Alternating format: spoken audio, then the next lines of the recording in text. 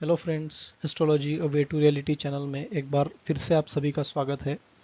पहले तो दोस्तों आप सभी को नए साल की हार्दिक शुभकामनाएं।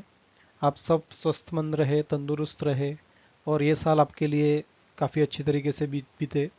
और इस साल में वैक्सीनेशन का जो कोरोना वैक्सीन का जो एक अच्छा दौर अभी चल रहा है उसे बल मिले, उसे कामयाबी मिले और हम सब फिर से एक बार अपने दोस्तों के साथ, अपने फैमिली के साथ बाहर जा सके, सबसे मिल सके और एक बार नॉर्मल ज़िंदगी जी सके। तो 2020 साल की कुछ बुरी यादें हमारे साथ में हैं, उसे हम भुला देते हैं और आगे बढ़ते हैं और कामना करते हैं कि भगवान हमको अच्छे स्वस्थ रास्ते पे ले चले और सबको एक बार फिर से नॉर्मली जीने का मौका दे।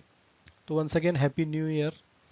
और आज के हमारे डिस्कशन का टॉपिक है नारायण नागबली, जो कि अभी कॉमनली किया जाता है जिन किसी भी कुंडली में पितृदोष होता है या उनके जो पितर होते हैं, जिनके पूर्वज होते हैं, जिसे पूर्वज भी कहा जाता है, तो उनकी इच्छाएं पूरी ना हो तो कहते हैं कि उनकी आत्माएं आजू बाजू में घर के आसपास में मतलब वो घूमती रहती है, वो देखती रहती है कि हमारे वंशज हमारा अच्छा कर रहे हैं कि नहीं, हमारा स्मरण करते हैं कि नहीं। तो इसके लिए नारायण नागबली पूजा की जाती है और वो करनी भी चाहिए।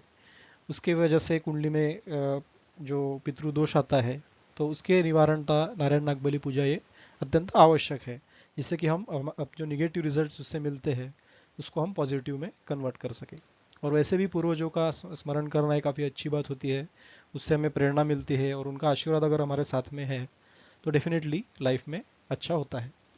तो जानते हैं नारायण नागबली पूजा क्या होती है, कैसे करते हैं और उसे क्यों किया जाता है। तो नारायण नागबली की जो पूजा है वो क्यों कराई जाती है, आइए उसके बारे में अभी हम जानते हैं। सबसे पहला करने का जो रीज़न होता है वो पितृदोष के निवारण हेतु उसे किया जाता है। पितरों की जो भी अधूरी इच्छा है, अधूरी आकांक्षाएं है, तो वो ना रहे, उनकी आत्मा को शांति मिल सके और उनका शुभाशीष, उनका शुभाशीर्वाद हम पर सदैव बना रहे।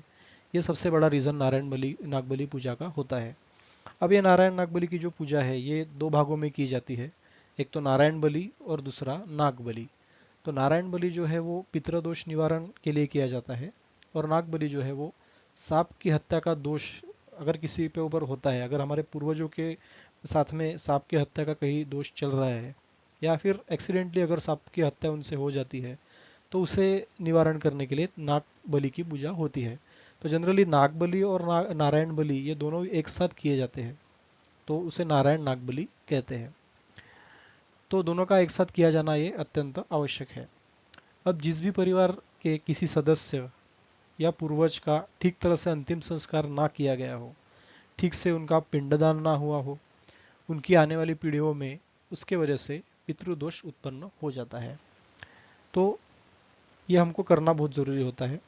जीवन कष्ट में होता है, उसके कारण किसी सदस्य की आकस्मिक मृत्यु हो गई है, आत्महत्या की है किसी ने, पानी में डूबने से किसी की मृत्यु हुई है या आग में जलने से किसी की मृत्यु हुई है या तो फिर दुर्घटना में किसी की मृत्यु हुई है। तो इन सब केसेस में उनकी आत्मा को, मतलब उनकी आत्मा अशांत रहती है, आत्मा को शांति नहीं मिल पाती है। तो उसी के कारण आत्मा को शांति देने के लिए, ताकि उनका शुभाशीष हमको मिले, उसके लिए नारायण नागबली पूजा करते हैं। साथ ही साथ में संतान प्राप्ति में बाधाएं आ रही हो, कर्ज मुक्ति नहीं मिल पा रही है, बहुत बड़ा कर्ज है और उससे हमको मुक्ति में चाहिए, तो ये भी एक रीज़न होता है। साथ ही साथ वंश वृद्धि चाहिए, तो वही हो गया कि संतान प्राप्ति में बाधा है, पुत्र संतान चाहिए, वंश वृद्धि चाहिए। और कार्य में आकस्मिक आ रही बाधाओं के निवारण के लिए भी नारायण नागबली पूजा की जाती है।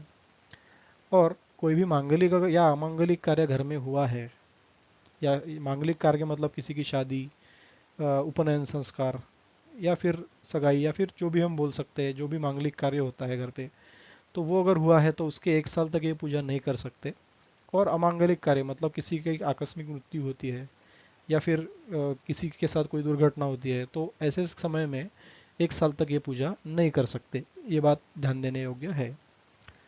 तो ये थी जानकारी नारायण नागबली पूजा क्यों कराते हैं।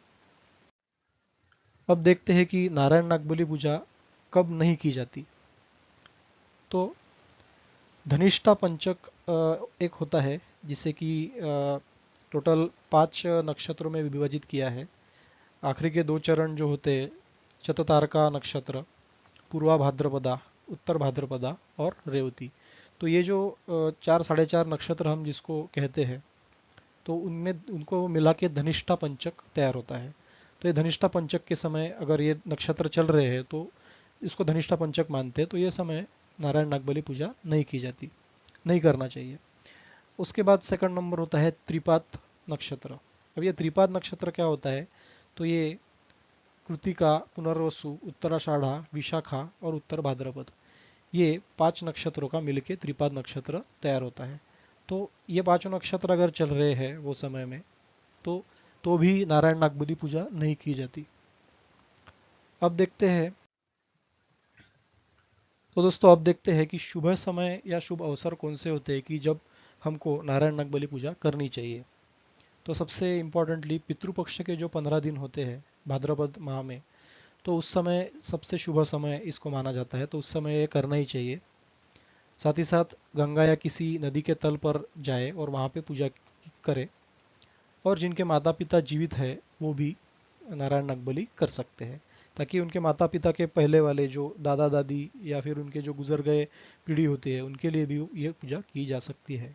तो ऐसा ज़रूरी नहीं है कि माता पिता जीवित है तो नहीं करना चाहिए, आप कर सकते हैं।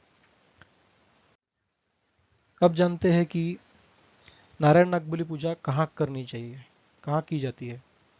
तो सबसे इम्पोर्टेंटली महाराष्ट्र राज्य में त्र्यंबकेश्वर नाम का एक गांव है जो कि नासिक जिले में पड़ता है। तो वहाँ पे नारायण नागबली की पूजा होती है। वैसे तो काल सर्प दोष की भी पूजा वहाँ पे की जाती है और साथ ही साथ में नारायण नागबली की भी पूजा वहाँ पे की जाती है। तो उसका रीज़न क्या है? उसका रीज़न ये है कि वहाँ पे महादेव मंदिर है सबसे पुराना। साथ ही साथ में 2 नदियों का संगम है, एक तो महानदी, गोदावरी नदी, ये दो नदियाँ वहाँ पे संगमित होती है। तो ये एक भी योग बन गया। और पीपल के वहाँ पे बड़े बड़े वृक्ष हैं, ये भी एक रिक्वायरमेंट होती है। और वहाँ पे महान स्मशान भूमि भी है जहाँ पे जो स्त्रियाँ हैं वो वहाँ पे उन्होंने सती गई थी। तो एक महान स्मशान भूमि वहाँ पे तैयार हो गई है। तो ये सब 4 योग जो है बड़े बड़े, ये योग अगर जहाँ पे होते हैं वहाँ पे जनरली नारायण नागबली पूजा की जाती है, जो कि नासिक के त्र्यंबकेश्वर में ये योग हमको एक स्ट्रांग रूप में मिलते हैं। और वहाँ काफ़ी सारे पंडित भी हैं जिनको ये पूजा करनी आती है, ये पूजा करने में उनकी महारत हासिल है। तो डेफिनेटली नासिक में जो त्र्यंबकेश्वर गांव है वहाँ पे जाके ये पूजा अच्छी तरीके से की जा सकती है। अब इसका ये मतलब ये नहीं कि बाकी जगह नहीं की जाती। गंगा नदी के मतलब जो उसका जो किनारा है वहाँ पे भी की जाती है, वहाँ पे भी ऐसे सिचुएशन मिलते हैं। तो एक्सट्रीम कंडीशन में अगर तुमको पॉसिबल नहीं है त्र्यंबकेश्वर जाना तो वहाँ पे ये की जाती है। लेकिन सबसे अच्छा और सबसे बेस्ट उपाय है कि आप त्र्यंबकेश्वर में एक बार विजिट करें। अगर आपके कुंडली में ये पितृदोष है तो वहाँ पे जाना आपके लिए और पूजा कराना अनिवार्य है। तो दोस्तों ये थी जानकारी नारायण नागबली पूजा के बारे में, वो क्यों की जाती है, कैसे की जाती है, कहाँ की जाती है। इसके बाद ये वीडियो भी हम लाएंगे कि जो इसके पूजा में कौन सी सामग्री लगती है, इसके बारे में डिटेल हम अध्ययन करेंगे। लेकिन फिलहाल के लिए ये वीडियो यहीं पे समाप्त करते हैं। Once again happy new year to all and thank you very much.